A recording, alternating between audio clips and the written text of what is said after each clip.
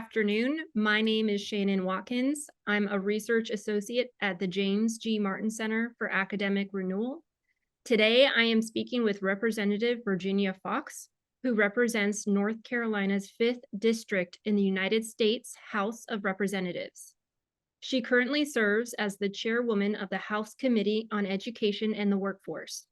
On January 11th, Representative Foxx introduced a comprehensive bill aiming to reduce the cost of college and reform the student financial aid system. The stated goal of the College Cost Reduction Act is to lower the cost of post-secondary education for students and families. Representative Foxx is here today to help break down how this bill will tackle the high cost of college and crippling student loan debt. Thank you, Representative Foxx, for speaking with me today. Thank you, Shannon, for inviting me. Well, so to get started, let me just ask a general question. Why this bill and why now? Could you share the context of this new proposed legislation? Well, Shannon, I am in my second term as chairwoman of this committee. And in my first term, 6 years ago, we worked at a reform for post-secondary education. We weren't able to get a bill passed out of the House, but we think the time is right now because there's bipartisan agreement that debt is too high for students who've gone to college. College costs are too high. Completion rates are too low, and far too many students are worse off after attending post-secondary education than they were before they went in terms of having debt. So we think that it's important that we stop doing patchwork solutions to the problems that exist in post-secondary education and deal with them on a comprehensive basis. So we want to, as you said in your opening, we want to lower the cost of colleges and universities for the people who go there, for the students and their families. And we also want increased accountability, transparency, and when we want to see students have a gain as a result of their attending a college or university. Wonderful, thank you. One main goal of this legislation is increased transparency. And one way this bill addresses transparency is by requiring the college scorecard website to streamline program level data on college costs, financial aid, and student outcomes. It also requires the college scorecard to include a universal net price calculator. Can you tell us more about how this calculator would work and what kind of information students would need to provide? How should students use this tool in making decisions? Well, right now, there is not transparency in the cost of education or in the financial aid that's going to be available to the student. In fact, in some cases, it appears as though the colleges and universities try to hide that information from the students. And so what we want is for the colleges and universities to be very clear. This is what it's going to cost you in every aspect: tuition, fees, any extraneous kinds of money, room and board, whatever. And this is the financial aid that you will be getting, whether it's aid from the institution or if it's Pell Grant or if it's loans. But right now, that is not presented to students in a clear way. In fact, students are often misled by the cost and the financial aid that's available. So we want to stop that from happening. We want the students to know up front, the students and their families to know up front what it's going to cost, what their aid is going to be. It's pretty simple. There's sticker cost, and we know that a lot of schools say, it's going to cost X amount. But then when you drill down, you find out that they have all kinds of exceptions to the rules, and what you wind up actually paying can be quite different from what the sticker cost is. We just want everybody to know exactly what his or her expenses are going to be and what the aid is going to be. I know I've repeated myself there, but it's truly important to say it over and over again. Oh no, that is so important. Could you tell us about the proposed promise grants? How can schools be eligible for these extra funds? Well, this is part of the accountability measures in the bill. We want students to be helping, pardon me, we want institutions, the colleges and universities, to be helping students be successful in their programs. And so we want them to be graduating students on time, which has traditionally been 4 years.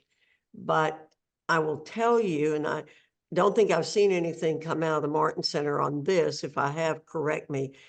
The very high rate of students who are graduating only after 6 years.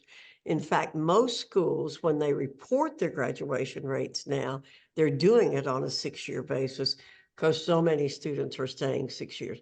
But again, our goal is to have students complete in 4 years, if at all possible, with as little debt as possible. And we want those students to be graduating in programs that are going to help make them successful when they leave the university, so that they're high return on the money that they spend for their degree. Excellent. This bill sets loan limits for how much students can borrow. What is the maximum students can borrow, and are there exceptions? You're asking me a question on a number I can't quite remember. Let me see. I think that for graduates, it's $150,000.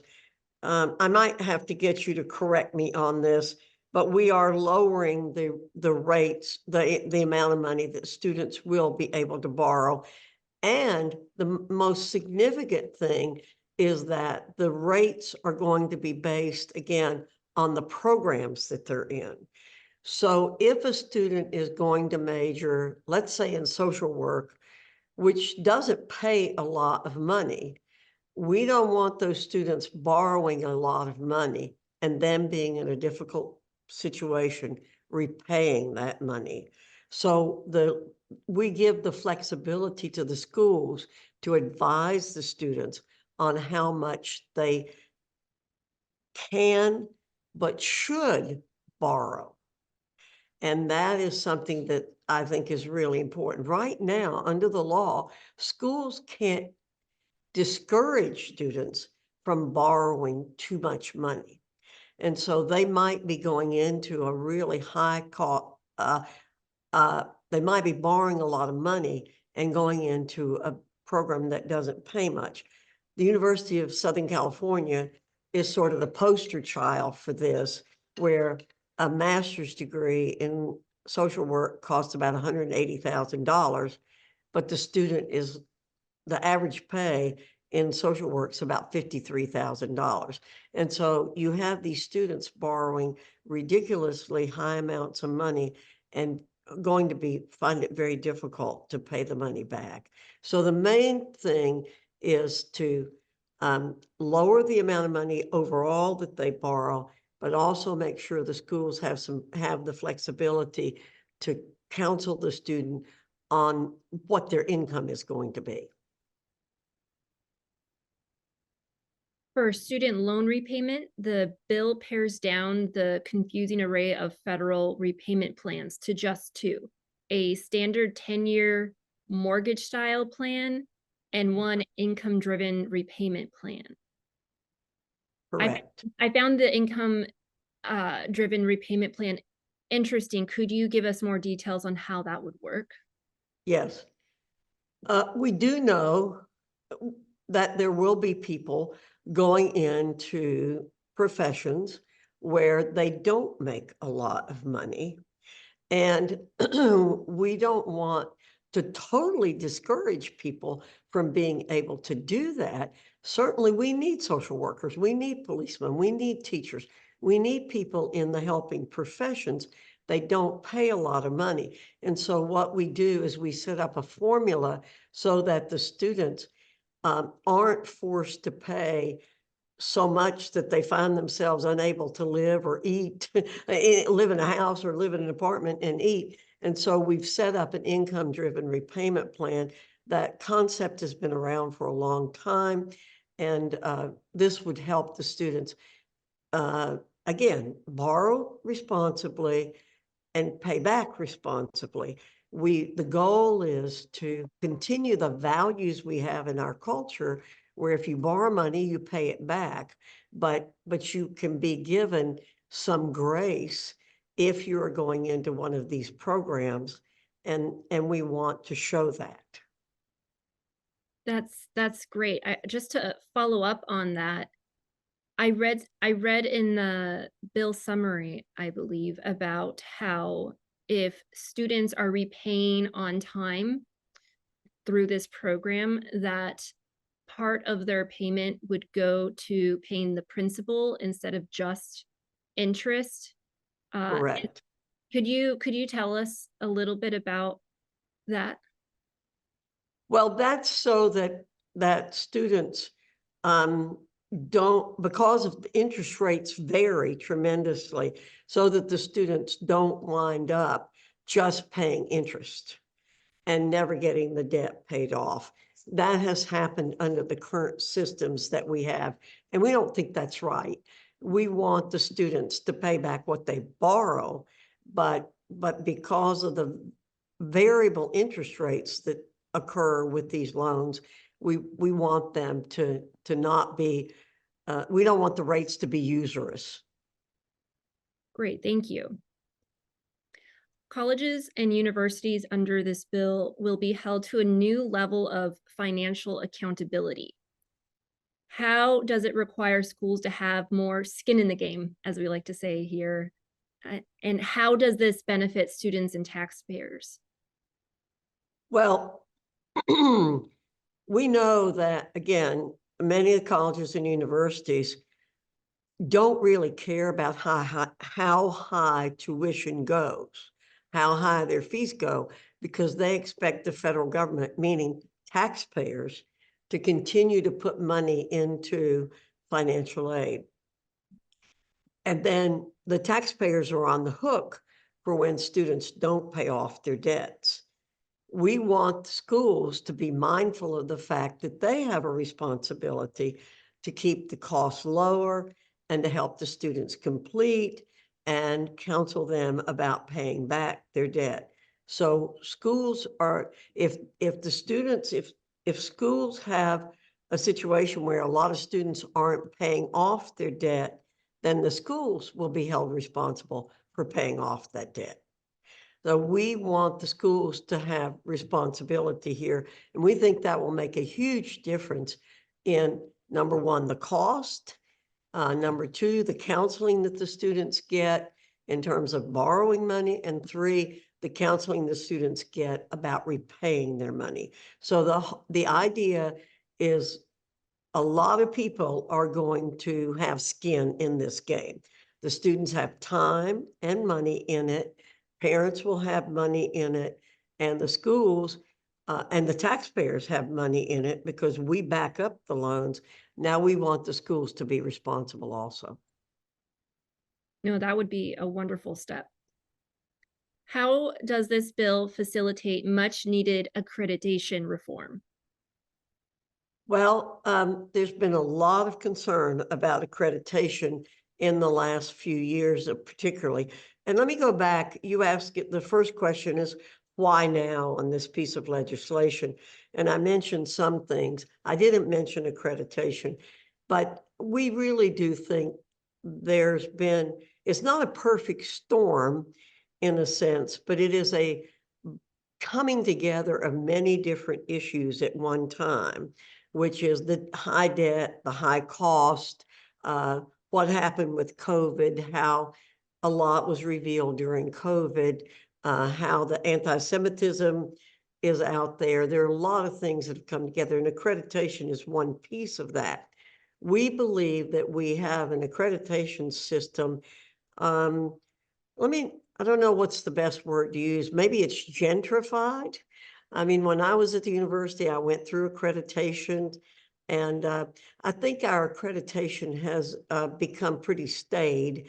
We want the accreditors to be looking at outcomes again, and they have not been doing that.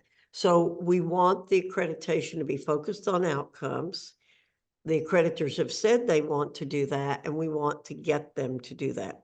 The other thing is, right now, the accreditors go by districts in the country. The country is divided into districts. And so, for example, in North Carolina, it's the Southern Association of Colleges and Schools, and they've been around for a long, long time. If you're up in the Northeast, it's a Northeast accreditation body, or out West, they have one. We think it would be useful if the schools could change accreditors. And we think that would be helpful. And I know North Carolina the legislature has passed a bill on this issue.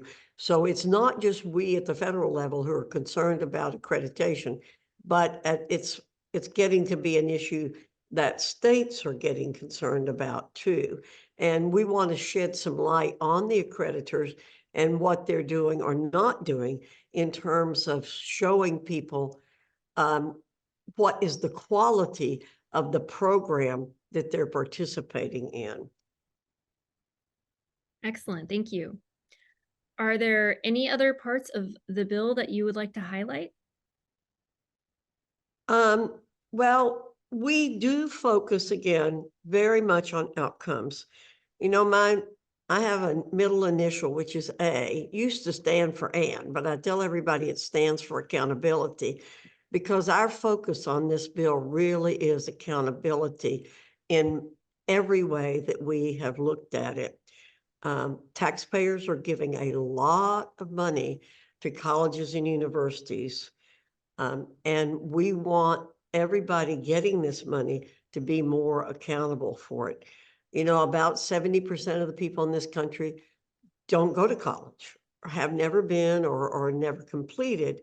And they're the ones footing the bill for the 30% who do.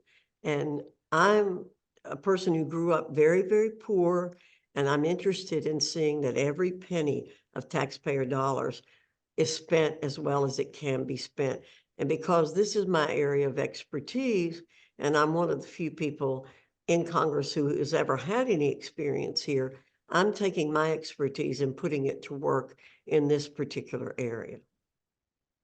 Wonderful. Well, those are all my questions.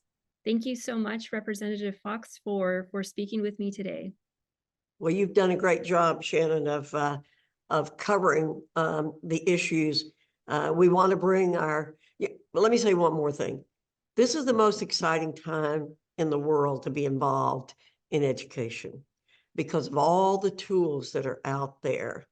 And we want education to be an exciting place for people to be at every level, whether you're a faculty member, a staff member, a student, or a parent, because education truly is a key to success.